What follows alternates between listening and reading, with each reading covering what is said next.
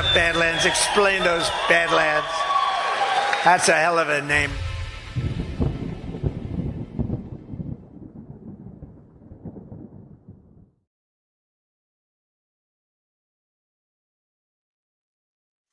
All right, good morning, good evening, good afternoon, wherever you may be. I'm very happy to be joined once again by my co-host, Ghost of Based Patrick Henry, aka Gordon. How are you doing, Gordon? I'm great, man. I'm great. How are you today, Matt? I'm okay. I just flew back in from Alberta. I was there for about a week, just speaking to various freedom groups. The Alberta Prosperity Party had some representatives who asked me to go down and participate in a conference this week, dealing with the implications of some of what Mark Carney has been putting out to enmesh Canada ever more into the rearm Europe garbage, and basically just join the European Union more generally. So I was asked to just give a little bit of a briefing, a presentation on that. So that was quite good. A lot of very a lot of freedom-minded people who are quite inspired and inspiring. So that was good for the soul. So we just got back last night, and I know we got a few items to hit at. Um, but before we do any of that, I think maybe a word from today's sponsor or the first sponsor. Yeah, man. All right, let me do that. So the first sponsor we got today is it's actually Badlands. Okay, it's Badlands merchandise. So without further ado, here we go. All right, Badlanders, unleash your passion with Badlands Media merch. Dive into warm weather with Badlands themed games and sporting goods, from ping pong balls to golf balls, hockey pucks to frisbees, and even a Badlands pickleball set. Sip your favorite brew, whether it's coffee, hops, or whatever quenches your thirst, all while making a statement. Think rugged tumblers, sleek coffee mugs, beer steins, whiskey glasses, and more. Our accessories, from vanity plates to car magnets to tech gear, uh, and tech gear, let you rep Badlands everywhere you go. It's not just t-shirts and hats. Our store is bursting with bold, high-quality gear to fuel your summer vibe. Check out these Badlanders rocking their gear. Join the crew. Head to badlandsmedia.tv/merch, grab your official Badlands merch, and spread the word loud and proud. Be sure to tag Badlands if you post your selfie on social media so we can say hi. Let's see how far we can reach together. That's badlandsmedia.tv/merch. Right. So we got I know we were just chatting a little bit before the show, as we often do, about different hotspots to sort of shed some context into and just comment about. One place that's been capturing my attention um, has been the Armenia Azerbaijan thing. I know you've talked about this in your other shows as well, and what's going on behind the surface appearance of that story. There's some disruptions in Serbia too. Obviously, the Abraham Shield thing is something I'd like to get your thoughts on. And the big beautiful bill, we can maybe chat about that a little bit as well. I know that there's been some positive elements that the AI, what is it, there will be no modifications of this bill for 10 years aspect has been removed from the version of the bill that was just passed in Senate. So I'm curious to see what you have to say. But of all of those choices, and maybe other choices I'm not even thinking about, what do you think would be wisest to hit on today, Gordon? Well, just real quick on the AI thing, I'm not super read in on that. I haven't really been tracking the big beautiful bill storyline as closely.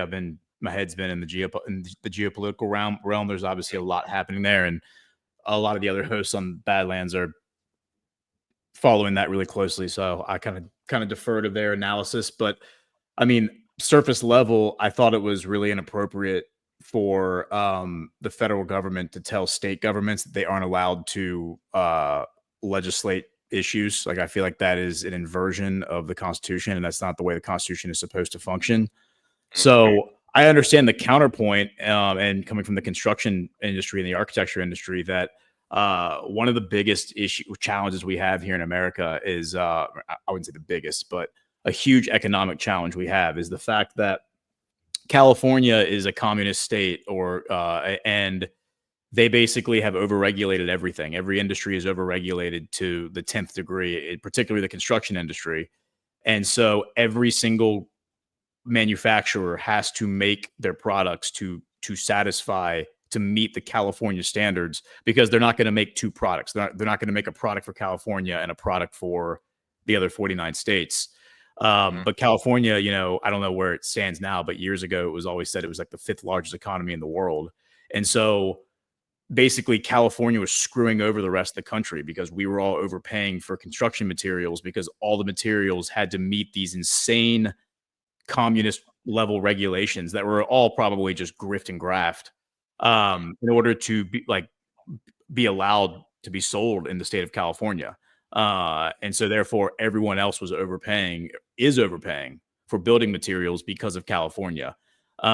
So I think similar arguments are being applied to the AI thing. Like if California comes in and just tries to overregulate AI, it could impugn, it could like screw up the whole AI, like the development of technology.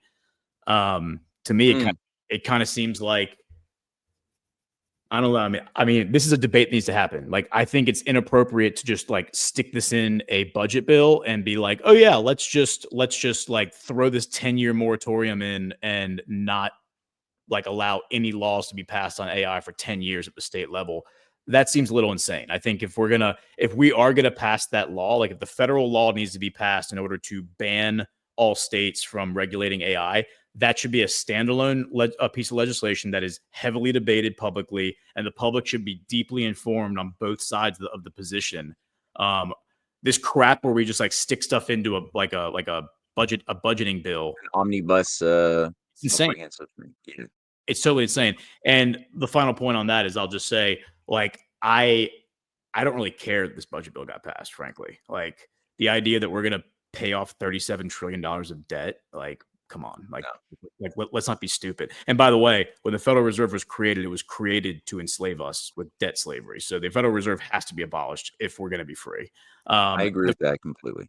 The first dollar they printed came with what, $1.10 of debt, and so on and so forth, and whatever.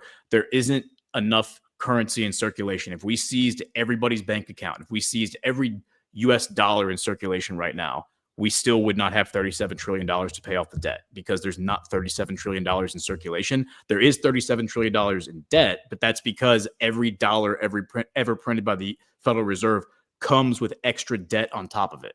So we have not printed $37 trillion yet. We have $37 trillion in debt, if that makes sense. Yeah. And again, that dynamic right there, if you just explain that to the entire country, I feel like the whole country would be like, all right, well, then let's abolish the Federal Reserve and figure out what to do next. I mean, that's the thing I feel like has been danced around and avoided, because there is this power that none dare speak its name that's sort of been hovering and pressing itself ever more for over a century, right, onto our lives, and has been used as an instrument to infuse this evil like operation into um consolidating control over this thing called the deep state inside of the United States that affects everything. And the Federal Reserve, I think, was a major coup d'etat in 1913. But it wasn't just that. I mean, the idea of like giving over control of the primary so-called like pseudo national bank, but to essentially a consortium of New York and London-based private banks, J.P. Morgan being one of a small but very powerful hive of agencies that control the Federal Reserve. Was never, I mean, that was always designed to get the outcome of enslaving Americans and undoing the Constitution. And so, you know, like I agree with you. If we're really going to get anywhere, we have to deal with this thing. And Ron Paul is one of many people who put out a pathway to get this done. I mean, you could do a serious audit, but it would, you know, it's already known that there's nothing there. It would fail. So might as well just put it through bankruptcy now instead of just like even going through the arduous red tape that you're going to encounter and all sorts of crap to try to audit. But then at the same time too, like the Federal Reserve has also overseen the massive transformation of our economy from an industrial economy into a speculative nothing burger of fake assets that have been like I looked at the graphs, you know, the growth of derivatives since 1991. it's And I insane. mean, it's insane. There's Yeah. over the most conservative estimates of the current amount of derivatives that are being claimed as assets on the bank's books currently, it's $750 trillion, which Yep. is, I think, Which, world GDP is like which is 80 trillion. that's conservative too. I've seen it as high as like 1.4 quadrillion. Yeah, I've seen similar things too, and a lot of high-level economists who know their stuff have posited that it's actually that high, and it's very opaque. It's very difficult to even like Yeah. say what That it, by. Hmm? that would be my understanding is that would be like if every derivative hit and like they bank was forced to pay out like all the derivatives that Yeah, are out there. yeah, Yeah. So it's like exactly. the low end of that. And for everyone listening, what we're talking about is a good metaphor would be like gambling because people understand gambling. Like if everyone has a bet in on a football game, right? And everyone's betting on one side or the other side, the casino has to pay out one side, right? But they're also going to take in money from the other side when the game's over, right? And so these derivatives are kind of like much more complex gambles that aren't necessarily binary, but people are speculating on the future stock price of individual stocks or indexes or whatever. And right now there's like, as Matt said, 700 trillion dollars worth of outstanding like bets that are out there that when Yeah. people come to collect on them, the banks, the three largest banks, I think have $5 trillion worth of assets total. Like I think JP Morgan reported they had like 1.5 trillion and somebody else reported they had like half a trillion. I mean, it's like less Oh, than no, more than that. More no, it's like $50 trillion. Like Deutsche Bank has $60 trillion of derivatives exposure. JP Morgan is the most exposed of the American banks. yeah. Uh, But yeah. I'm saying in terms of assets they actually have. Like Oh, assets. actual like Yeah. assets, they only Right. have like $1.5 trillion worth of Oh, assets. yeah. A Yeah. fraction of a fraction. Yeah, Yeah, so exactly. they have let's just say it's a trillion, like an even Yeah. trillion, but they have like $400 trillion worth of outstanding derivatives. Yes. And it's Yes. like, okay, so let's just say that half of those hit and the other half you don't have to pay out. So you have to pay out $200 trillion worth of derivatives, but you only have $1 trillion, not just of cash, but of assets, which means you have to go sell all those assets. And what happens to the market when you just flood the market with all your assets? It's like, I mean, the whole thing is just such a joke. It's such a Ponzi scheme. It's such a smoke and mirrors Ponzi, like and the fact that people get up every day, like these politicians and bankers get up every day and just pretend that it's not a joke. Like it's not just fake. All of it's fake. All of these, when you say speculative products that people are buying that our economy is based on, these instruments are literally just financial instruments. I can go down to the bank and buy or online and buy these derivatives and not physically own anything. I'm basically just gambling on what the future of the market's going to be. But Hmm. I could lose my money. And rather than going out and actually buying something of value like a car or a house or Yeah. whatever, which a car is going to depreciate in value, a house is going to depreciate in value, but land is going to appreciate. Gold might appreciate, silver might appreciate, Bitcoin might appreciate, but these financial instruments, you know, they're not going to appreciate in value. They just might pay out because the Ponzi scheme continues. Yeah, absolutely. And I just found a little bit of a useful image, um, just featuring the growth, just so people can get their heads around this idea. Um, this is a small graph just showcasing again what we were talking about as the most conservative expression of the growth of these what are called creative financial instruments. From only 1998, around the time when Glass-Steagall was taken down and repealed by Bill Clinton, and a whole horde of these Rhodes Scholars that were all about, setting the stage for the transformation of our economy into a complete time bomb back in 1999. And they only amounted to about $70 trillion in total globally back then. You can see the red line is the actual measurable global GDP, the thing you were talking about, the stuff that you can tangibly put on a balance sheet, food production, the real economy, and even a lot of that's not really the real economy, but Mm-hmm. tangible stuff. Um, and then you could just see as soon as Clinton breaks down Glass-Steagall, by design is one of his last acts in office, right? Which is the separation between commercial and And investment and bankers. Yeah. investment banking. All of a Yeah. sudden, investment banking which is much more high risk, all of a sudden has access to people's savings, to commercial deposits that they should never have had access to, and they Yep. can now gamble on these things. In high risk ventures, we saw this in what was done with the deregulation also of over the counter derivatives trading in 2001. I think that was the Saint Germain Act. And as soon as that was done, all of a sudden there was no more regulation. What little regulation there was in the 90s was completely torn down. You could build up things like the subprime mortgage bubble, which would have been illegal. It would have been essentially akin to junk bond sales of the early 80s that got bankers like Michael Milken in prison for scamming people with fake assets. But that all of a sudden became normalized. They created money with unpayable debts even more than they already had. And, like you said, things like weather derivatives became Yeah, like weather derivatives. Like seriously, weather derivatives. yeah, like, you could create an asset based upon what you thought the weather might be in 5 weeks in Honolulu, that would then affect the insurance that would be put on, Yeah. uh, Coca-Cola shipments going to Honolulu, knowing that if it's gonna be a little bit cooler than the average, then people are gonna buy less Coca-Cola, and, you could they literally create a whole sets of assets that they could then insure upon the asset value as well. Um, and it just got so everything you could imagine that could have a number of anything you could gamble upon, right? Which slug is gonna fall into the beer first, right? When people might have some people Yeah. watching this in their drunken days might have experienced this, you're with some friends, you see some slugs and you put them on a beer cup and you see you bet on which one's gonna fall into the beer first. Well, And that's the actual logic that was applied to shape national economic policy in North America. Well, it's like the Super Bowl. Like a lot of people don't watch football, but they'll watch the Super Bowl because it's like a cultural event, you know.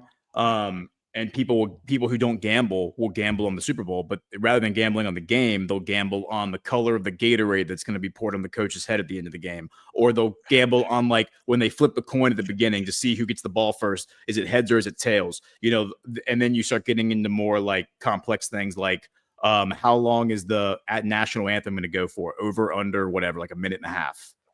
Right. Like literally, you can gamble on any aspect of the Super Bowl. And now the gambling markets have become so complex because they have these apps and stuff that you can kind of do that on almost like any sporting event. Like you can gamble on who's going to score the first touchdown in some random game, in some random week. Mm. Is the number on their jersey going to be an odd number or an even number? Like stupid shit like that just makes that's worthless. It's worthless except for the fact that it's designed to extract money out of people with addiction issues, because gamblers long term never win. The house always wins. I actually had a friend who quick story, who very, very smart guy, very, very smart guy, and he figured out like a hack, like a loophole. Women's tennis. He figured out that if you don't even have to watch women's tennis, but if you figure out whoever wins the first set, he like tracked this over a long period.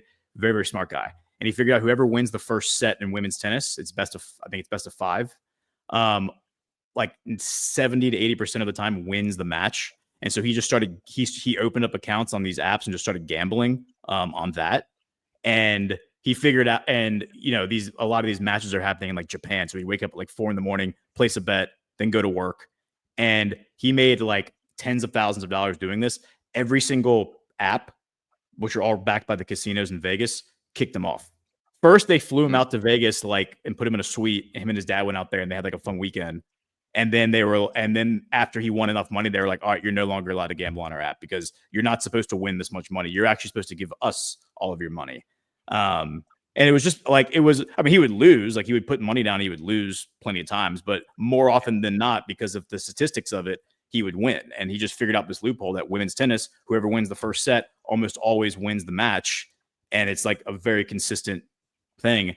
And so all of the apps like kicked them off. And yeah, I mean, it's degenerate. Like that whole thing is degenerate. Like I'm not advocating for what he did, but I'm just saying, No, but it's revealing, yeah, right? Like, it it's just showcases revealing that you're not allowed. Like if you do have a winning streak, like if you are a winning gambler on these casino sites, they will kick you off and they will say we no longer want your money or your business because you're winning, and we don't like the fact that you're winning. I don't even think they figured out that he had this loophole because he was doing other stuff on there too. But he just was smart about it, and it was like a numbers guy and could crunch the numbers. And it's the whole economy that we have here in America is just such a scam. And I have a lot of friends who are investment bankers too. And you know who they work for? I mean, some of them work for like hedge funds, but a lot of them work for the big banks, and they're investment bankers, and they work for commercial banks. And it's like, what does that tell you? That means, where do you think they're getting the money that they're investing? It's like you said, savings accounts, bank accounts, all the money that you go and you put your money in a bank account at Wells Fargo, and then they're going to turn around and they're going to go invest that in whatever derivatives, right? I mean, and among other things. And so it's like, I don't know. Like, I look at all these people who do this for a living, and who are very smart people who I don't consider necessarily immoral. I mean, maybe they are, but I'm like, how do you get up in the morning and not realize that what you're doing is a total scam? And I think most of them are just responding to incentive structures. I think most of them are responding to the fact that they are making a fat salary, and this is the job that pays a lot of money for the least amount of schooling versus becoming a doctor or whatever. So it's an incentive structure thing, but it really is a reflection on just where we are as a society, that rather than getting up and working hard, like to go make something, you're going to go like play golf. You're going to go put a couple hours into the office and then spend the afternoon playing golf, and make 10 times the amount of money as the guy, plumbing a house or like running electrical wire. No, absolutely. Yeah. And as you were talking, I just pulled out a couple of other shots here just to like get across that we've allowed this growth of this cancerous, thing, this speculative bubble economy, with all of the associated insanity that we bake into and reward into those who will continue to perpetuate it. Which, at the same time as what we could see here is the manufacturing jobs in North America that have been completely annihilated, where there were, over 20 or nearly 20 million manufacturing jobs, which itself is not as much as we should have compared to what we had in a healthier time, when there was more of like a reasonable composition of manufacturing versus services in the early stages of the Cold War. But that was 1979, and then you could just look at it continuously plummet downward and downward every time you have NAFTA, the North American Free Trade Agreement. You got the expansion of, or the transformation of the GATT into becoming the World Trade Organization in the late 90s. You got this idea of outsourcing, again, even more, whatever residual heavy industry that was still there in North America, into cheap labored plantations to be like forever sweatshops like China in the 90s. And you could just see it plummet downwards and downwards as this thing that we called, and to the point that it was less than 12, far less, 11 million almost, manufacturing jobs. And even that, it's like what they defined as manufacturing jobs became very, very flimsy as well. But I think part of this idea is that it's a brainwashing operation in some ways. On the one hand, yeah, you get incentives to incentivize um, thinking in terms of gambling as what makes the world work, and then you provide all sorts of government, because the government's being taken over by the nation's enemies. They're providing national legislation to facilitate the growth by deregulation and other things of this insane way of thinking. And then the more you pump out people who then think that the world is caused by the sum total of our, so that's the philosophy of these guys here on the right. Like that picture of that like that clearly enraged, stressed out Wall Street banker. If you were to ask anybody with that mindset who is part of what is advancing this cancer, what their view of what makes wealth happen, it's just by allowing each person to express in the maximum way possible the sum total of their vices to achieve the maximum gains with the least amount of pain. And that's all their idea of value is. Their idea of like building up a society, having a moral vision, increasing the productive powers of labor, that is irrelevant in their worldview. It's just let everybody have hedonisms that will then be expressed in the maximum way, and somehow, by chaos theory sort of some chaos theory philosophy, you'll have a self-organizing system that will generate good things that we don't have to think about as low level, lowly ants, money making, hedonistic pursuing ants. We don't have to think about the big things. That'll just magically happen. And it never happens that way. Every time that happens, every time we allow people to get into that mindset, you get tulip bubbles, like the type of crap that destroyed the Dutch economy when the Netherlands was being taken over by this foreign entity, and they created the Dutch Stock Exchange and the Dutch East India Company, and all of a sudden people started who were reasonable a generation earlier started becoming convinced that not just tulips from Turkey and stuff, but like rather even pieces of paper that would express the value of like a batch of rare tulips from like Asia would sell for entire castles. And you see the growth of this tulip bubble. And the reality behind the scenes is that those who manufactured the tulip bubble and knew that the whole thing was a joke were manufacturing the biggest wealth transfer that the Netherlands had ever seen, while all of the idiots who fell for the joke were all just like pouring their life savings into tulips and then seeing it all blow up in their face, while the Netherlands was captured by this Venetian parasite that had installed itself now as a governing handle before it then, and that's a whole other side thing. I don't want to get too off, but still, it's Yeah. worthwhile. That's what ended up taking over England in 1688 was the Dutch takeover after couple of generations of the Netherlands being colonized by this anchor this supranational entity that relies on us doing these types of things to ourselves. So to the And degree that and that that was after the bankers were all driven out of Venice, right? Like they had to like flee Venice. Isn't that what happened? not well, that was actually more of no. So Okay, okay. the way I've been looking at it is Or was it more of a migration, just like a more of a natural migration. a Yeah, natural like migration? Okay, okay. yeah, so you had like the Venetian Banco Siena, that was then used as the model, as well as the Venetian Levant Company as the model for the Dutch East Indian and Dutch Ottoman Company and the Dutch Central Bank of Amsterdam. But it was modeled on these Venetian banks, and it was largely facilitated by a network of Venetian grand strategists around a figure by the name of Paolo Sarpi, who was I guess you could say the father of modern liberalism in many ways, and he developed this whole framework, this worldview that recognized that we couldn't destroy industrial, creative, scientific progress. We couldn't destroy it, though they wanted to, because the Venetians had a huge handle over the control of the Habsburg Empire, which was sort of their martial lord. That was sort of their Persia to Babylon. Um, so what they did was is they said, well, if we can't destroy creative scientific discoveries, the likes of which were coming out of the Renaissance thinkers like Leonardo da Vinci and so many others, if we can't destroy it, we can co-opt it. We can get close to it and say that we like it. And what we'll do after we say that we like it, and we'll become the expertise or the experts on what we find, what we want people to think of as science and arts and connection. Then we'll steal the discoveries. We'll hollow out the discoveries. We'll keep the formulas that people can memorize, and that will allow them to have technological sort of benefits, but they will never know the spiritual source of what allows technology to improve. That will ban.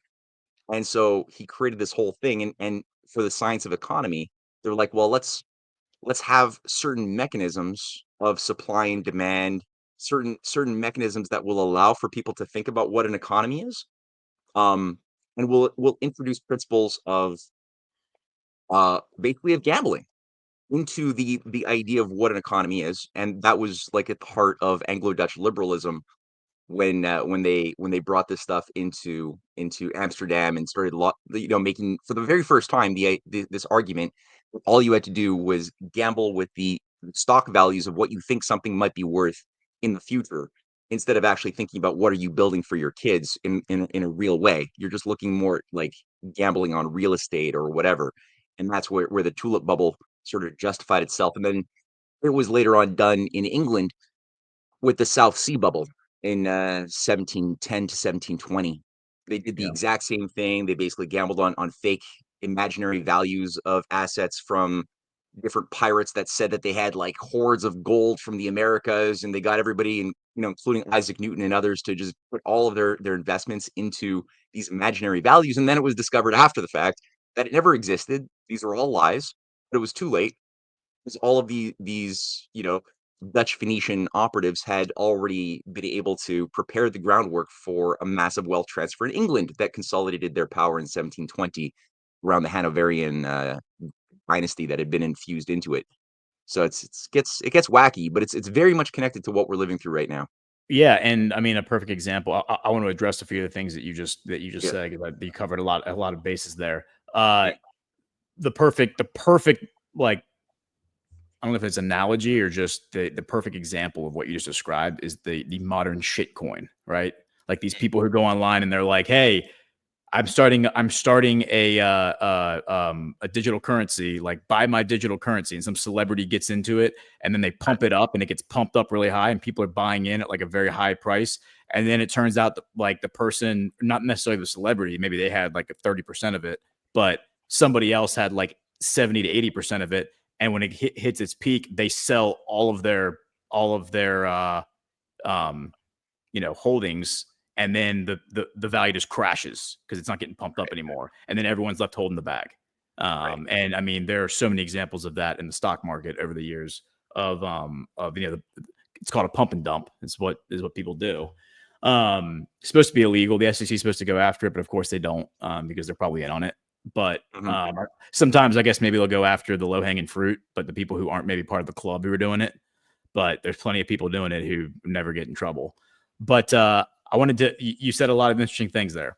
You mentioned the science, like you co-opt the science and you capture it. Well, a couple weeks ago, I did Robert Maxwell on the Book of Trump. And I don't know if you know this about him, but he actually convinced MI6 in like 1953 to purchase an old publication company that was started in Germany, I think in 1842. Springer is what it was called. So he convinced MI6 to buy this for him and put it in his name. This guy is like at the time is relatively broke, like he's not who he died as, the celebrity.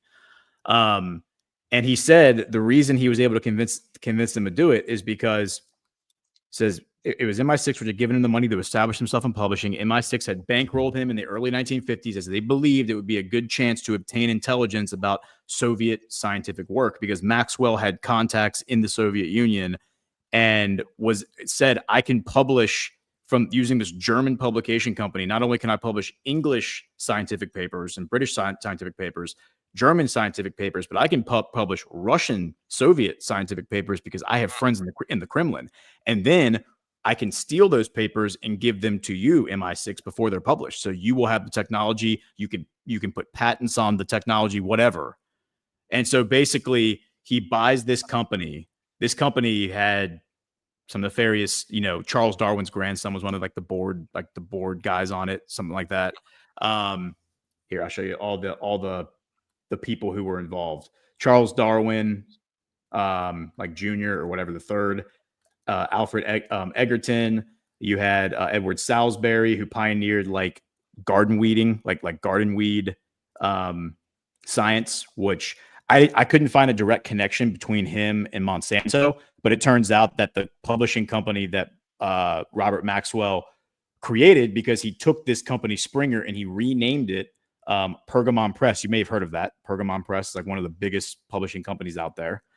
Pergamon Press is the company that publishes all of Monsanto's research. So all of the stuff that Monsanto's put out that justified the creation of Roundup, he published all that stuff for them, or this company that he bought in 1953 did.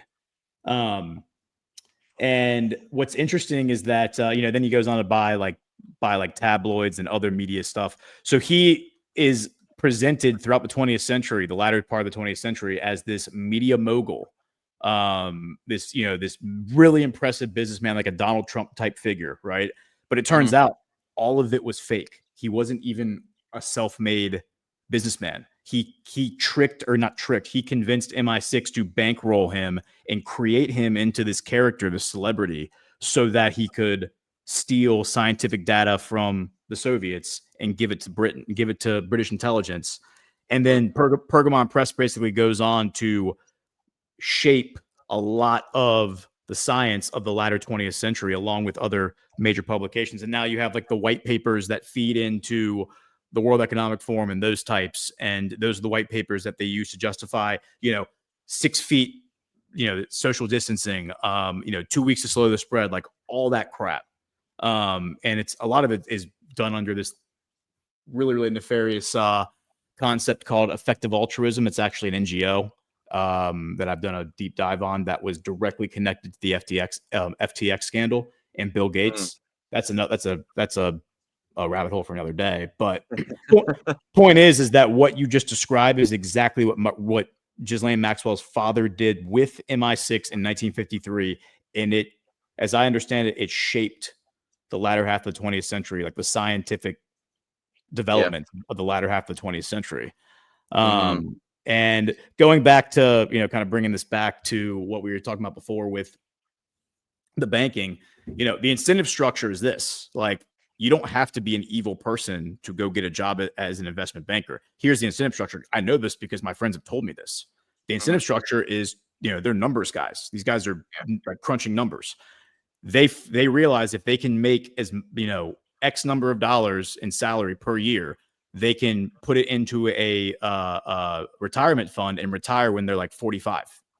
And so the goal, their goal is to retire as early as possible by amassing as much wealth as possible. So they go out and they find jobs that pay them the most money that they possibly can. They don't care what it is, as long as it's legal.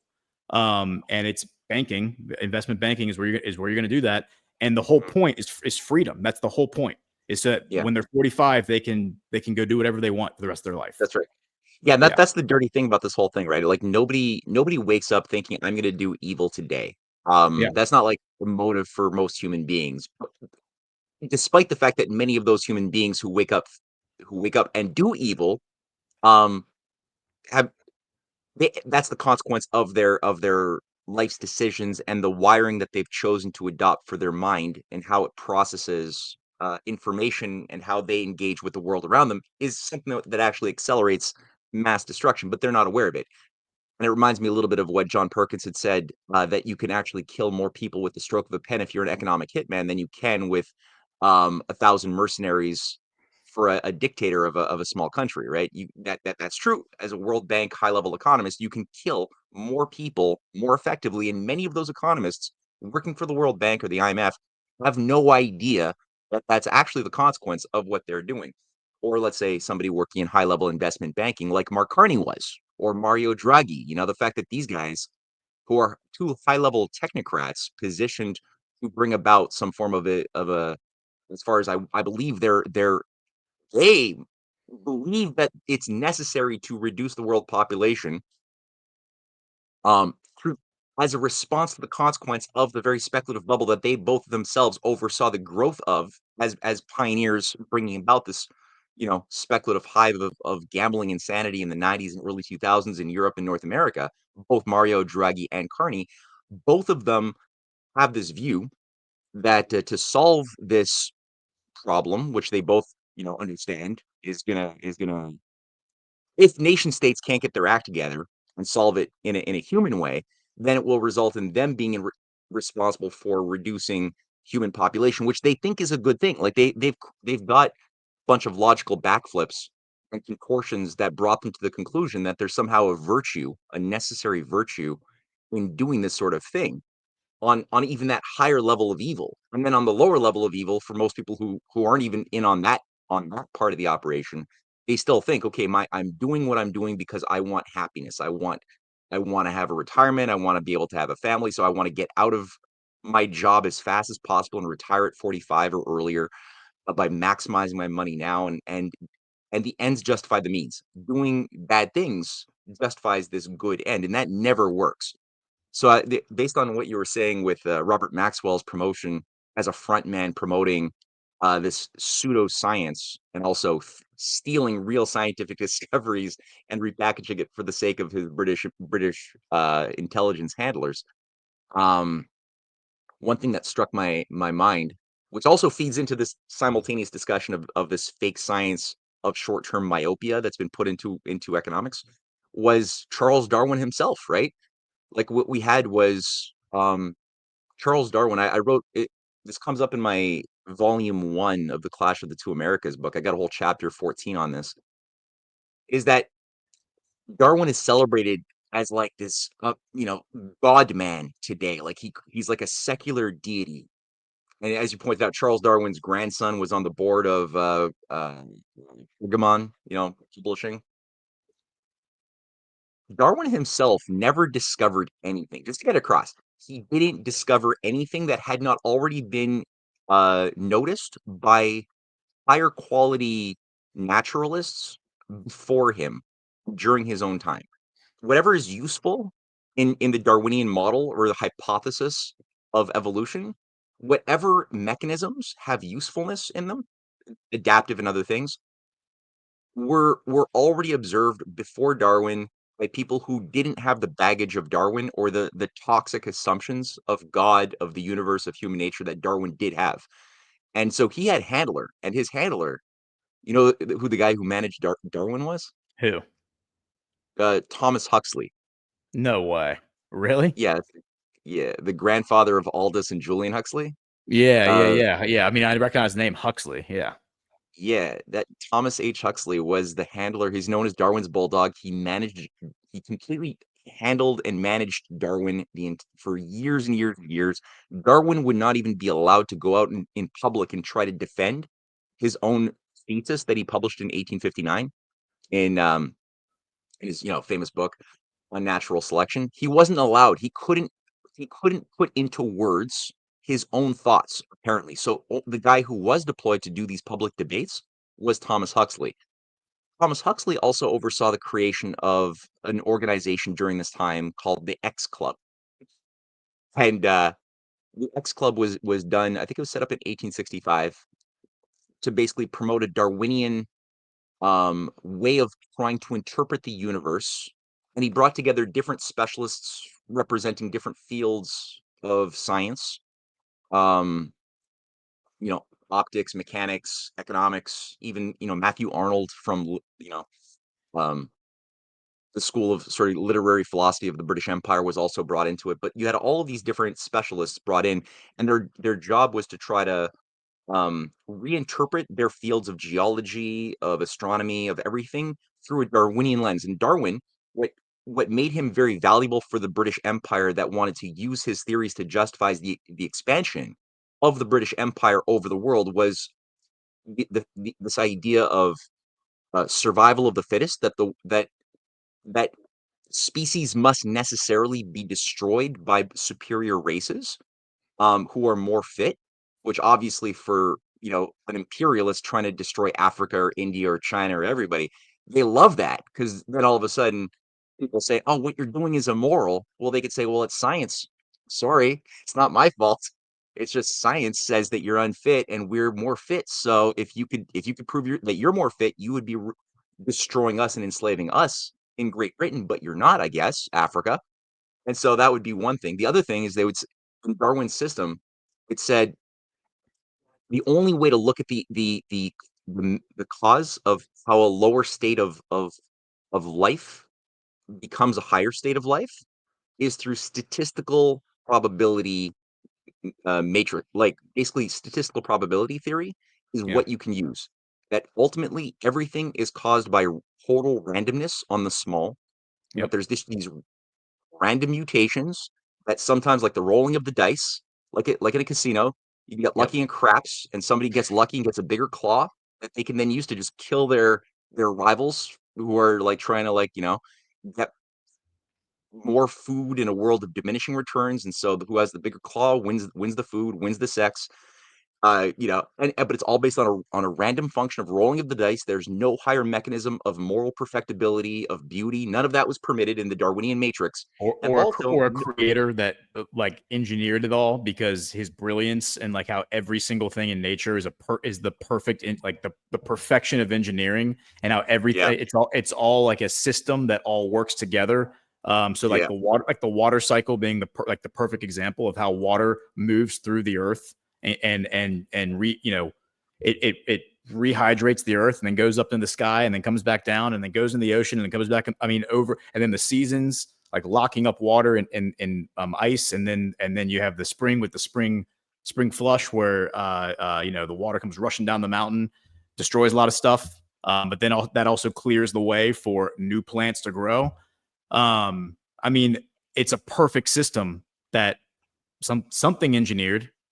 They think it's somebody rolling a dice over and over and over again in a casino, and I think I've heard like a biologist make the comparison that for human beings to have evolved on the time scale that they claim, that Darwin and them claim that we evolved, it would be the equivalent of a tornado ripping through a airplane graveyard and assembling a perfect 747, like brand new 747. Like that level of randomness and chaos would have to, like, that's what it is. That's what you're suggesting happened in order to create a human being in the time scale that you're suggesting, to go from a monkey to a human in that time scale. And it's just, it's physically, like talk about probabilities and statistics, very, very unlikely. And by the way, what you just described is basically like the derivatives market, right? I mean, you just described the stock market and like how investment banks play the derivatives.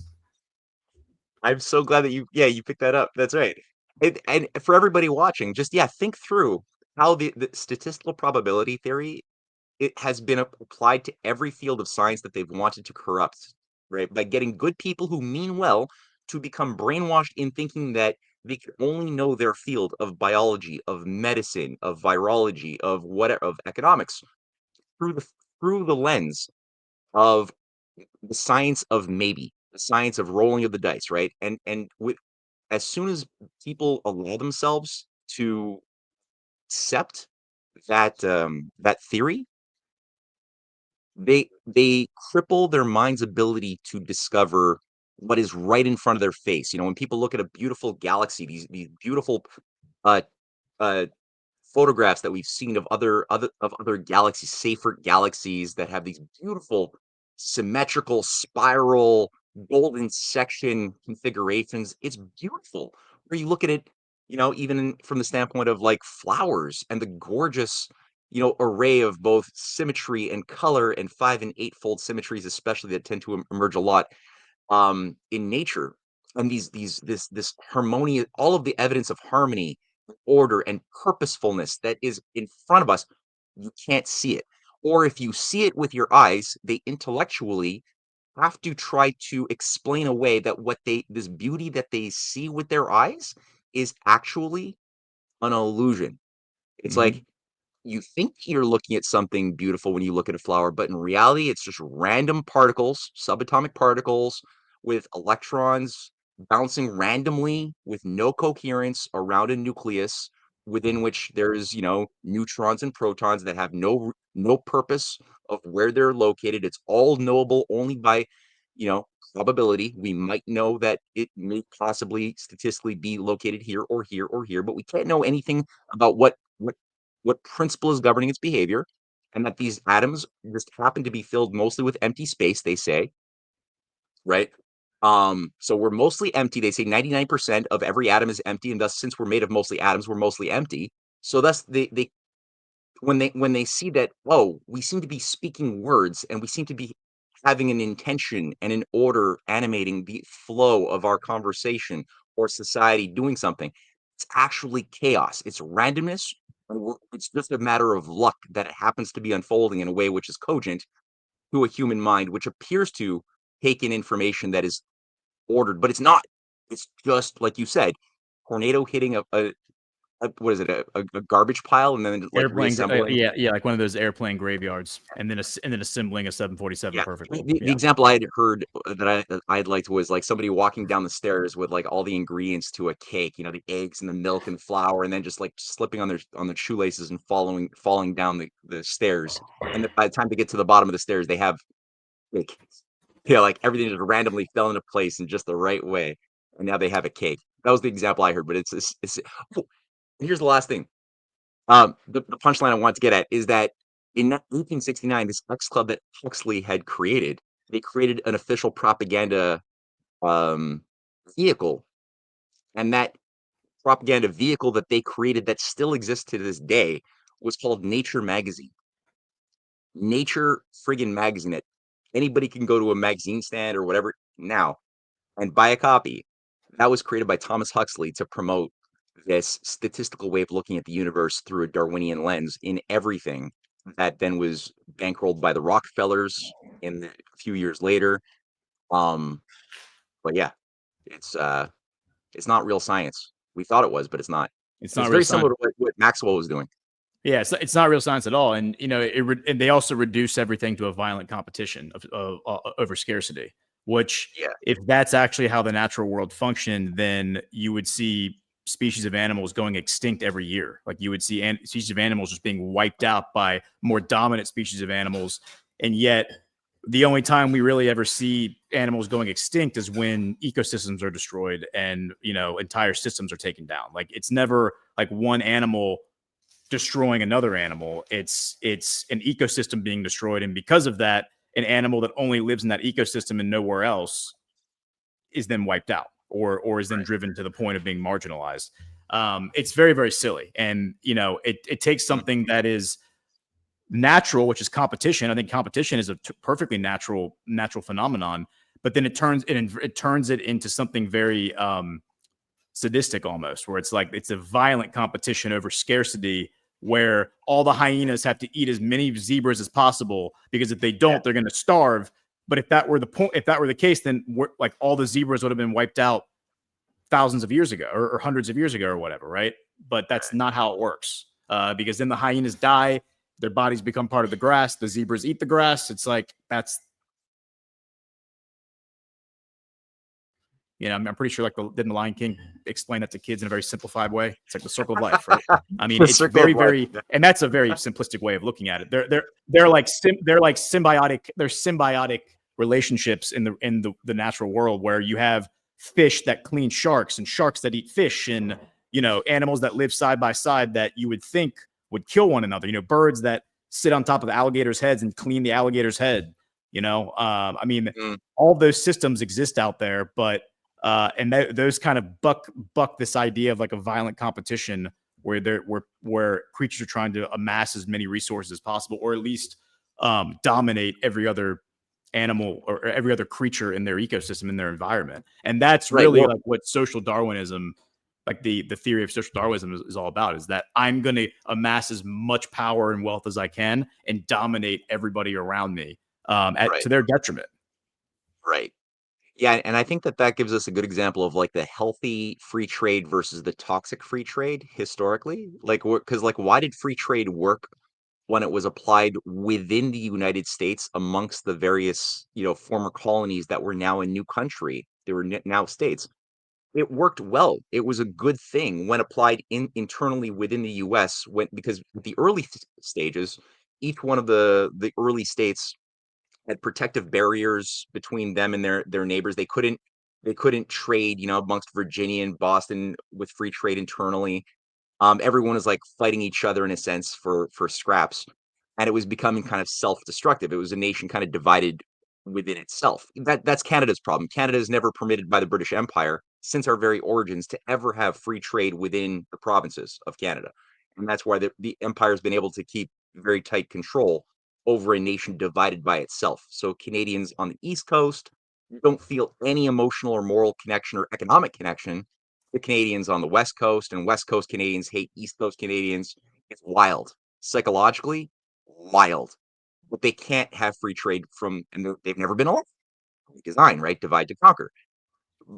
So that's part of the thing. But then, um, so it works. And it builds up like a healthy competition, because we all are like, we want ultimately, we're all tied to an idea of a common nation, a common humanity, a common purpose of the republic that unites everybody.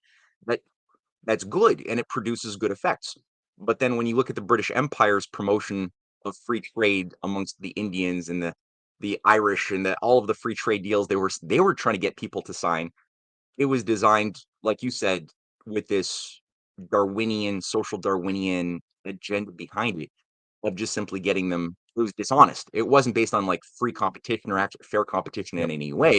It was designed to just get them to lower their trade barriers, and then basically open up the door for piracy and exploitation, which would be much more easy if they just simply got rid of all influence of, national regulation or anything else that would prevent the British East India Company and the City of London from having their way with them and destroying their economy the way they did to the Dutch or to the early English in the 17th or early 18th centuries by the tulip bubble and the other bubbles.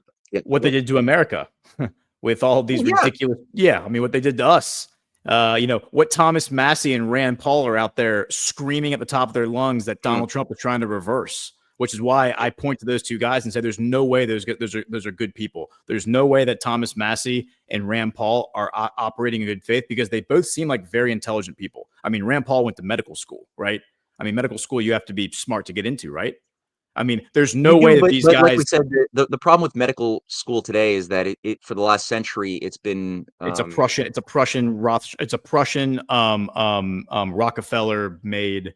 And the Rockefellers, what they did is they brought in the statistical view that the whole organism is the sum total of the parts of the organism that can only be known through some form of statistical assumption. And to the degree, and I think Ron Paul ideologically believes in, because he believes in the idea of Herbert Spencer as the natural sort of way that, like, Sir Herbert Spencer is an ex-club member who innovated the term social Darwinism. It wasn't Darwin.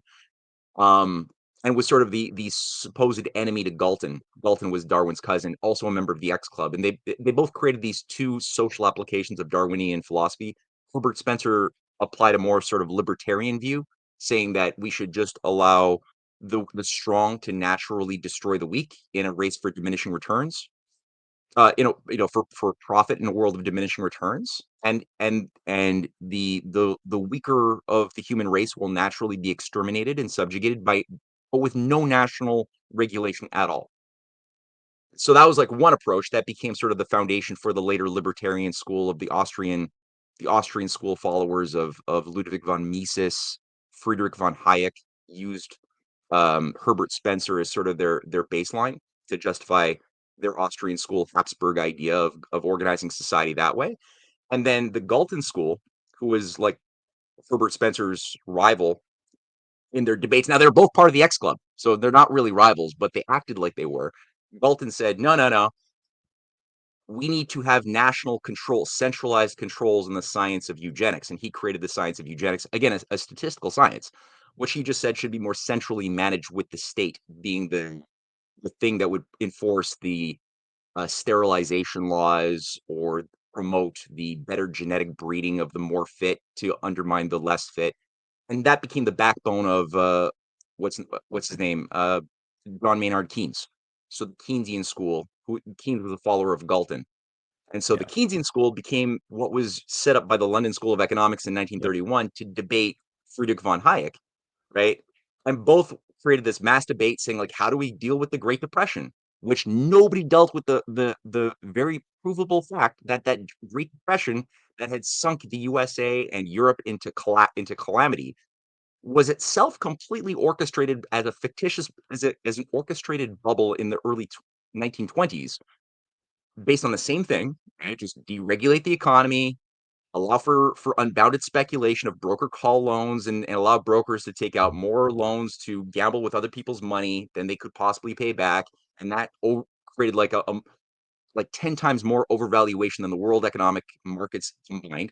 And that was naturally then a bubble that was ripe to be detonated by design by those very people who caused it, which were those very people who both John Maynard Keynes and Friedrich von Hayek were both very closely aligned with at the London School of Economics, at the City of London, at Wall Street, who were orchestrating this big wealth transfer. Now, they were both saying, no, if you want to deal with the economic collapse, von Hayek was saying, spending, austerity, no government involvement, that's the answer, and just let the markets figure it out.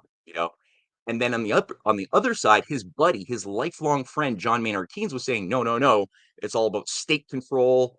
We're gonna make work happen. We could pay 1 million people to dig holes. We'll pay another 1 million people to fill up holes, and they're all going to be getting paychecks, and they'll use those paychecks to go to the store to buy food, and the food will be produced by, it'll stimulate industry and farming, which will then make a demand to have infrastructure. and then infrastructure will just magically happen, says John Maynard Keynes, the eugenicist, president of the Eugenic Society, Keynes.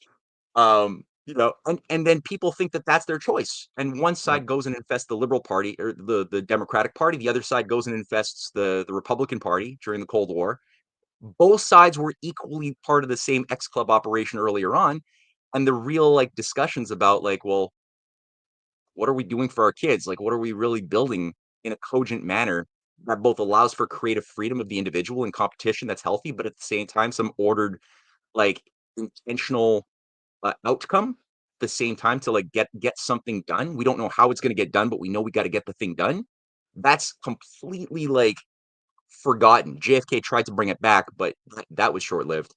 And so Yeah. people forgot to think in that way that didn't involve falling into one of these two extremities. It's just sad. It's like it's what Yeah. China's kind of doing today. When you look at how they're like they give contracts out to companies that are competing, they're innovating. They did like DeepSeek and other things, but they're like able to do a lot of innovation, but they're doing it in a manner where they're like, we got a big project we want to build, you know, 50,000 miles of high-speed rail, and we got these very concrete projects. We don't know how it's going to get done, but we want it to get done, and they just put it out there. Like, what companies can get the job done? Go compete. Like, give us the best deal. Who could do the job the best? And if you can It's do the job the it, best, you get the contract. it's like artificially creating the framework for demand and economy without actually like going and checking on the ground and being like, is there actually a demand for this stuff? Like, rather than allowing the market to organically drive demand and capital to amass where the demand naturally exists, so that market solutions can respond to those demands. And like the argument that, oh, well, the government's just going to pay 1 million people to dig a hole and then another 1 million people to fill up the hole. Like, that's a perfect example, because that is exactly how our government operates. It's insanity. And the Republican Party, by the way, like has fully buys into all like Keynesian economics and all that. It's such a farce, and it's our entire economic financial system is based on that, and it's one of the greatest frauds ever perpetrated on humanity by other men. And I think when this all gets exposed, people in the future will look back and be like, how the hell did y'all let this happen? Like, number one, how did you let it happen? And how did the people in the 90s and the 2000s and the 2010s just continue to live under it, like as if it was something normal? And, the example I'll go back to of my friends who want to make as much money as they can in their 20s and 30s so they can retire in their 40s. What they are ignoring is the fact that the system that they are tacitly buying into and just saying, fine, like, this is the system, look, I'm just living in the environment that I'm born into, right? I'm making the best of like my situation.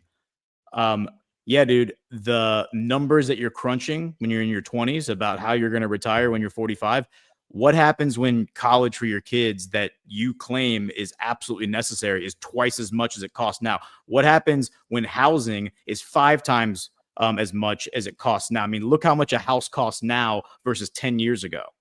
And you think this is sustainable? Like, you think the system that you're buying into and like the fiat dollar that you are scrambling to amass and then invest in these artificially created funds and in financial instruments that are going to sustain you for the rest of your life, so you can go do whatever the hell you want for the last 40 years of your life when you turn 45. Yeah. What makes you think? What makes you think that the dividend that's getting spit out based on the money you put in 20 years ago is going to sustain you based on the trajectory of our financial system? It's not going to sustain you. You're going to drown like everybody else. You're just going to drown slower than everybody else. And, that's what we have to break everyone out of. If these people understood that they are trapped rats just like the rest of us, and nothing they do outside of like something really, really immoral or just like a windfall where they inherit a bunch of money from a dead uncle, like nothing is going to save you from this broken financial system. And if you really get down to the first principles of it, the first principles of what they want, because I actually think what these people want and what is driving the incentive is freedom. I think that is a very noble pursuit. Sure. Why shouldn't we have an economy that is that is built on freedom to begin with. I mean, most people, when you ask them about America, the first word that comes to mind is freedom, and they think that we live in a free market economy and a free economy, but you don't. Like, you're born into debt, you graduate from college with debt. I mean, everywhere you look, you fall into debt, and then you just spend all of your life working to either get out of debt or to stay out of debt. Like, I'm going to work and make sure that I don't fall into debt, because every single thing that I want to do, buy a car, buy a house, whatever, buy land, is designed to trap you into debt. And if we can break out of that system of usury and break out of it, then you don't have to wait till you're 45 to go do what you want with your life. Because these busybodies who are working hard in their 20s and 30s, they're not going to retire at 45 and just go play golf for the rest of their life. They're going to find other things to do. Why not do that thing that makes you happy when you're younger? Find a way to make a living out of it. And that's how the entire economy should function, and function for thousands of years up until, the past century. Yeah. Oh, that's well said, man. And I was thinking about, like, there was something people say, "Oh yeah, I freedom." Don't you don't you're criticizing free trade. You don't like freedom, and it's like, well, it's a little bit of an oversimplistic argument there, isn't it? Right? Like, people are just ignoring all of these other variables that you just raised when discussing this often abused word freedom. It's such an abused word. It's like, It's what about the terrible. freedom to have water? What about the freedom to have a house? What about the freedom to have security and a sense of happiness for your kids? What about those free? I mean, that was principle as a principle, at least, of the four freedoms that were enunciated in 1941 by Franklin Roosevelt. What was it? It was the that that that the American Revolution that established those core principles in 1776 to 1787. That was like just one phase of a big fight to liberate humanity from oligarchism, and that the next phase would be to achieve a society that everybody had freedom of speech, everybody had freedom to worship, to practice any religion, um, without persecution. I guess I would add a little addendum, as long as it's not Satanism. um, Freedom from want, freedom from fear. Like, these are basic standards that everybody should be able to have access to. Like, that's just being human gives you those things. But the problem is there's this oligarchical parasite that's been latched on since Babylon and even before Babylon, that won't let go without a fight. And they do not accept, like, oligarchical systems don't accept those conditions whatsoever. So, the idea that you should have, like, the purpose of a nation state originally wasn't to manage our world for us as some sort of technocratic sort of, mother, father, whatever parent. That's not the point. But at the same time, it shouldn't be completely impotent to be able to defend people and to play a role as well. It shouldn't, like, it's we get into these extremes, right? These binary extremes of, it's like you're all you either have to accept global dictatorship, or just get rid of nation states and go back to think local feudalism or something like that, and maybe everything will just work out. And it's like, well, what about the American founding fathers? What about the Renaissance? And like, how was it that the very idea of the sovereign nation state itself is a technology? It's like a metaphysical technology that humans created and can thus use for destructive or constructive ends, as any technology can. AI, whatever, the atom, atomic technology can build bombs or civilian nuclear power. It could, green deserts, or destroy forests. Whatever you morally allow those to apply as the effect of those technologies in the real world.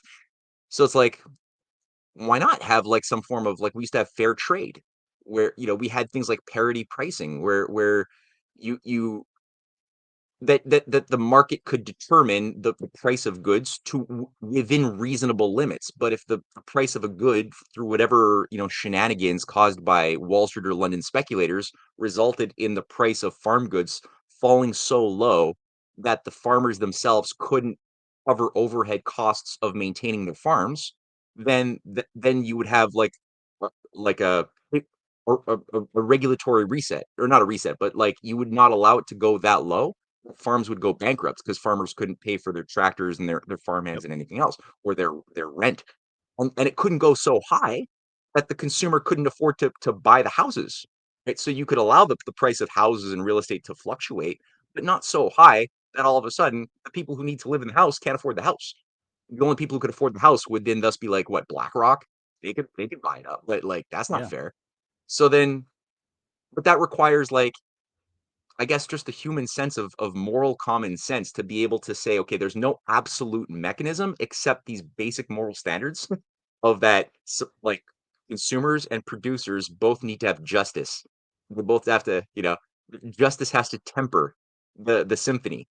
And to that extent, that requires a human culture where humans have access to their full faculties and they don't get brainwashed by Darwinian brainwashing that convinces them that they're just monkeys fighting for scraps in a world where we're all maybe not even monkeys, maybe human beings are all pollution making parasite machines.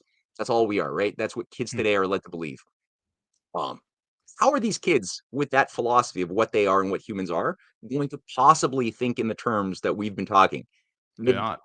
no, They're there's no they're gonna fucking way. hate they're gonna hate themselves and they're gonna hate humanity and they're gonna hate God for making us this way. Like that's the point of it all. And Yeah. like if I were given the opportunity to debate Thomas Massey or Rand Paul, like on live stream or in person or whatever, here's what I would posit to them.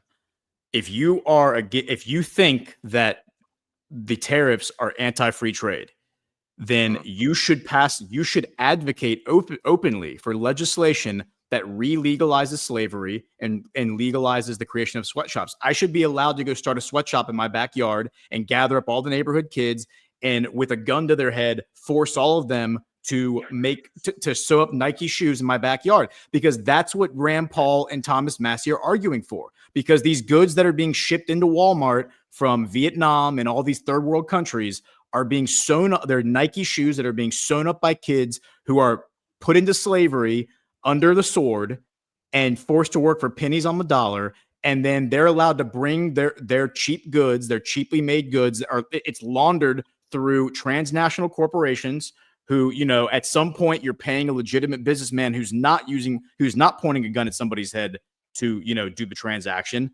And then the Nike shoes land in the Walmart and the Walmart sells them to you for whatever, $300. Mhm. Or conversely, it's like t-shirts that are made and they're sold for like $5 a t-shirt. I can't go make like a t-shirt and sell it competitively in America using American wages for that amount. I have to go start like a slave plantation. I have to go start a sweatshop. I have to go start something that is akin to what they have in Vietnam or what they have in these other third world countries. So that's what Thomas Massey and Rand Paul are advocating for when they say free market economics. Their free market economy is slave labor and indentured servitude. And I can't access that in America because it's illegal. Why is it illegal? Because it's immoral. Why? Because we're a Christian society. Why? Because we don't believe in slavery. We don't believe in indentured servitude. We outlawed that a very long time ago. So did Europe. That's why Europe also can't compete with these transnational corporations who go in and outsource their labor to indentured servants and slave labor. So, but those first principled arguments are not brought to are not thrown in Thomas Massey's face or thrown in Rand Paul's face. And that's why Yeah. Fox News is a total fraud. It's Mossad media. It's all a bunch of garbage. And the sooner that we start having these conversations out in public, like we're having right now, but on a much more massive scale, the sooner we're going to resolve all these issues, because people aren't even talking about this stuff in the proper context. They think that you're anti-free trade if you want to defend your marketplace from a marketplace that utilizes slave labor. And it's so immoral and it's so wrong. And Thomas Massey is smart enough to know what he's doing. And that's why I don't trust him. And also, it's worth noting for those who are getting angry about me attacking Thomas Massey, he is funded by a Zionist billionaire. I can go pull the guy's name up. I can go pull the article up that talks about the guy who funds him. He claims not to take AIPAC money, but he's still funded by AIPAC adjacent people. And he attacks Israel and he says that like I'm anti-Israel, I'm anti-Zionist. He's still funded by a Zionist billionaire. So they're all frauds, all of them. I'm not sure if there's anybody in Congress who's honest. I mean, is there? I don't know. I don't think elections are even legitimate, so I don't think any of these people were legitimately put into office. But like, we need to start having real conversations outside of these framed, fraudulent frameworks, templates that are put forth to us by Fox News and the Republican Party, because they are part of the system and they have gotten mega rich off the system, and they have no interest in deviating from that system and going to something that is more free and fair, because then they lose their large part of the pie. Their part of the pie becomes much smaller. That's why I love these shows with you, Gordon. It's good. We talked about doing all of these other things, but Yeah. we just kind We of didn't even leaned talk into about this level of Azerbaijan. passion that kind of composition just kind of worked out. This is good. So let me do this today. I know we have to kind of end pretty soon, so let me read an ad from Goldco. Mhm. I know we got a little promo vid as well from Deadwood that we'll play too. Hopefully people can make their way down to that. And meanwhile, you can have a look at the chats, see if there's any thoughts that people wanna share from the super chats or other things. So let me just do a Goldco thing.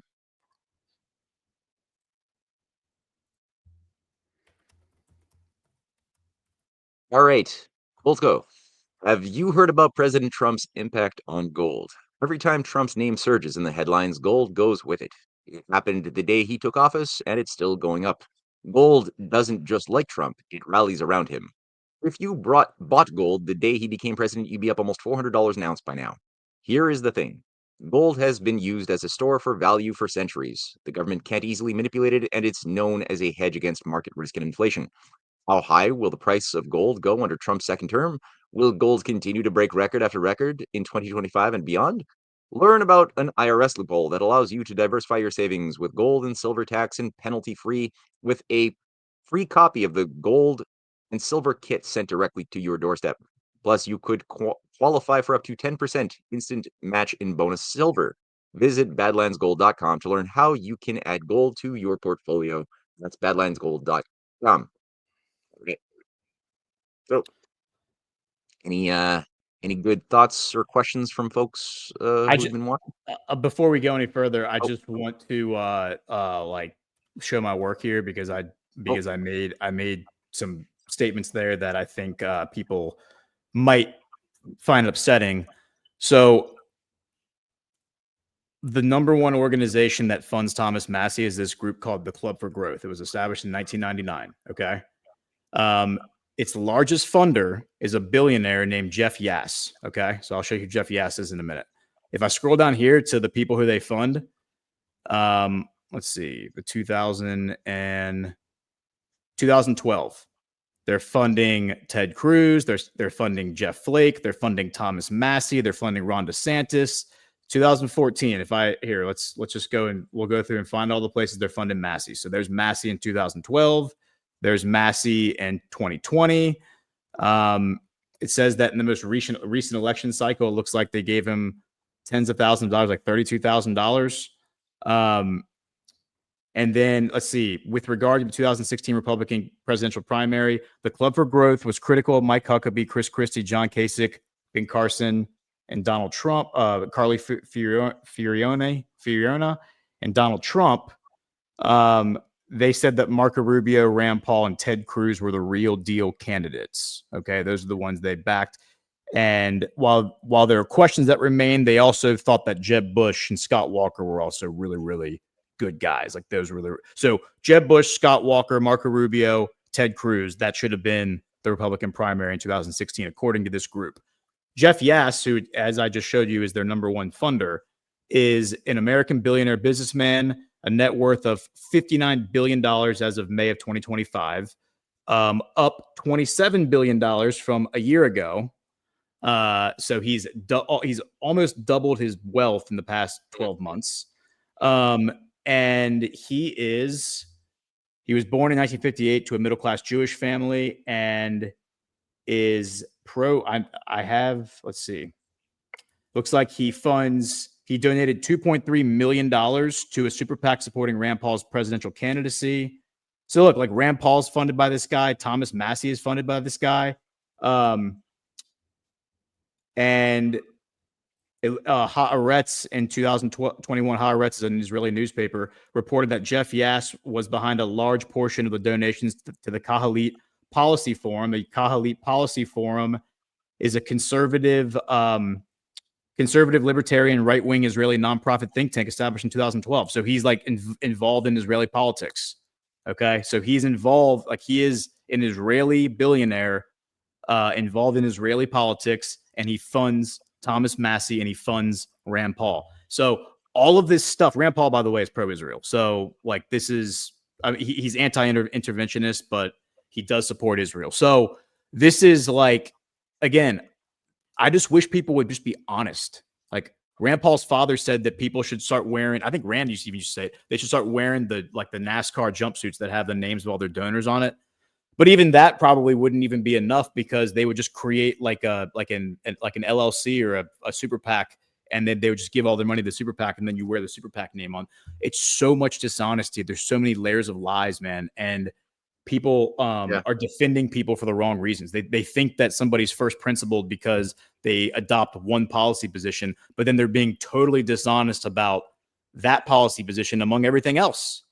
Yeah. So, yeah, man, like we just need to like be way more honest about our positions and get the first principle arguments. So what if let me ask you this, and I totally agree with you. That absolutely, that's the theme. I think for those who were wondering, what is the theme uniting this show together? That's the theme right there. That's it. First principles. That's what leads in the dance with mechanics. Like we live in a mechanical material universe, but what's causing that mechanical material universe is not located within the sum total of the mechanical, physical, measurable aspects of said universe. There's first principles that infuse intention, design, purpose, harmony that our minds can also evoke and tap into when we're thinking on that higher reasonable level, where our conscience and our powers of reason have developed into maturity. Then we can think in harmony with the I guess in a it doesn't sound very humble to say it that way, but I think it's sort of what we're doing is we're serving more the purpose of being instruments of creation, of the will of the creator, when we are abiding by this higher purpose that the creator had for the universe and for human beings as a self-aware aspect of the universe. And we can participate in the unfolding of the perfectibility of ourselves and of the species and of the universe when we do that. But it's not easy, and the oligarchy hates it when human beings drink from that well, so to speak, you know? But first principles are the key. Justice has got to be really thought through. That's so important to not abuse words, which the oligarchy will use nice flowery language. They will say things that is attractive, or they'll get their assets like an Obama to use flowery language that promotes freedom, to get us to like nod our heads and walk in lockstep. But really, we're walking like lemmings to a cliff. And so we always have to think about those things first. I've got a question for you. What if Elon Musk does what he says he's going to do and starts bankrolling Massie? How is that going to change your thinking about or is it going to affect your thinking about the kayfabe? Or well, I actually think what Elon's doing right now is, and I just checked, it looks like we don't have any rants or anything at the moment, so I think we're good there. So we can talk about this for a minute to wrap up the show. But I think that, I mean, what Trump and Elon are doing right now is a continuation of the kayfabe, because Elon is calling out like a first principles argument about why Donald Trump, if you talked about everything you talked about during your campaign, why are you then supporting a $2 trillion continuing resolution? And somebody in the chat, I put it on the screen earlier, this isn't a budget bill, it's a continuing resolution, which is worse, because it's not an actual budget reconciliation exercise. It's just throw more money at the problem. Just keep throwing more money at the problem, kick the can down the road. It looks like the next CR would have to be passed in September, or budget reconciliation. And Elon is doing the right thing by saying, you are not doing the thing, Donald Trump, that you said you were going to do, which is to reconcile the U.S. budget, the federal budget, get our spending under control, and start paying off this massive debt that we have. Donald Trump actually said last year that he was like, you're going to default either way. Like, you might as well just go ahead and default now. Like, default now, because you're either going to do it now or you're going to do it later, and it's going to be way more painful later. Like, just do it now, default, file for bankruptcy, like as the federal government, and start to dig yourself out of this hole. Elon's also saying that we should start a third party, which I think is amazing, because the answer to that is absolutely not. Like, we don't need political parties. We don't need national institutions to govern our domestic policy, our local policy, our state policy. The RNC should not be telling us what I need on the ground here in my local community. Like, that is absurd to think that that's how this should be run. But I think Elon is properly calling out the fact that the Republicans are all frauds, and they're all and the whole system's a scam, because really he's not really calling out Donald Trump. He's calling out the Republicans. The Republicans are just as duplicitous and underhanded and guilty of all of this spending as the Democrats. I think if you actually go and look, we've spent just as much money, if not more money, at, like under Republican Congresses as we have under Democrat. I think it was like George Bush who started us under this path. Obama inflated it, but much of Obama's term was actually like a Republican Congress. And then Donald Trump, it just got worse. But again, I said I joked on Badlands Daily yesterday, $2 trillion. Why not $5 trillion? Why not $10 trillion? Like, let's just print as much money as we possibly can and force this whole thing to blow up, like force the bubble to pop, to go back to the analogy you've been using this whole time. This is a bubble. Like, we're in a financial bubble right now. And it's either going to pop in like 5 years from now, or it's going to pop, more immediately. And 5 years is an arbitrary number. I don't know when the hell it's going to pop, but it's going to pop. Like, at some point, this whole inflation thing, they're openly talking about how this inflation thing is out of control, and the US dollar is doomed because it's fiat currency. It's not tied to anything. Putin put the ruble on back on the gold standard back in 2023. Yeah, I mean, why not $10 trillion? Hell, why not $15 trillion? Let's just print $20 trillion and just pay off everybody's debt in America, and everybody can live debt free. And then we just all we have to do is pay our taxes, and we'll all be out of debt in like our personal finances. That's the logic that's being applied here. Is just throw more money at the problem, and the problems will go away. And I think that, the analogy I used yesterday was Jesus teaching parables, like, to his disciples, and to, like, when he would preach, is he would tell stories that were interesting, but also had a lesson with them. I kind of think a lot of this stuff that we're witnessing are stories that were being told that are entertaining to some degree. They're amusing. They're a little like they drive anxiety, because it's, some pretty serious stuff.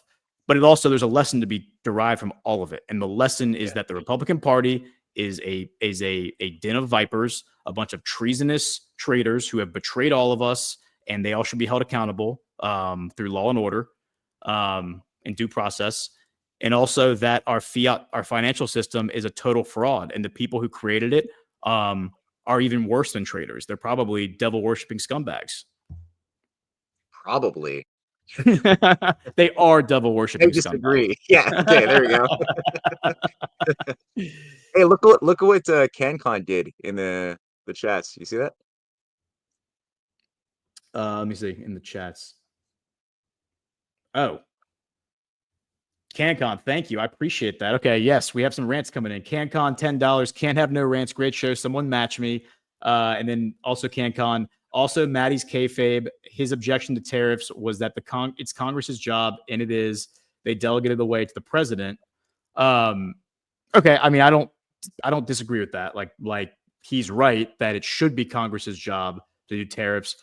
I don't want Congress doing tariffs because I don't think they're going to do it in our interest. But they did delegate it to the president. Ashley D, thank you, Ashley. Appreciate you being here. Thank Crystal you. Anon matched. Thank you, Crystal. We appreciate it. Trumpet, another informative episode. Cheers to you both. Appreciate you, Trumpet. DCWC, thank you, Gordon and Matt. Well, thank you all so much for the generous rants. We really appreciate that. Jojo Ellen just came in at the end. He can't bear the brunt. Yeah, guys. Wow, appreciate the generosity. CanCon, thanks for launching that. And yeah, I'm open to Thomas Massey, like whatever. Like I'm open to like it all being kayfabe. But I am going to, if it is kayfabe, then part of the kayfabe is me viciously attacking the argument that's being presented, which is tariffs are anti-free trade. And I have to viciously tackle that straw man and just tear it to pieces, even though it's a straw man. It might be a straw man because it's based on lies, and it's effectively convincing people out in the MAGA coalition that tariffs are somehow bad. Yeah, be you, man. You gotta follow your conscience and do what you could do based on what you know. And same thing, like I'm personally of the view that Elon's being used right now to set up something like a Technocracy Inc. Or what is it, the Technocracy Incorporated 2.0. That I wrote a big essay on Badlands last week on my thesis or my theory. We'll see, but that's what his grandpa did, and it was tied to Yeah, some the toxic yeah, baby into huh? the technocracy thing is definitely a concern. Yeah. There's the friction between Elon and some of the other technocrats is interesting, and absolutely we have to address the technocratic like oligarchs, because there's a lot of concern and legitimate concern. Like, is JD Vance one of them? I mean, JD Vance came from that whole world, like, and he's being, as of right now, he's kind of being groomed to be the successor to Donald Trump.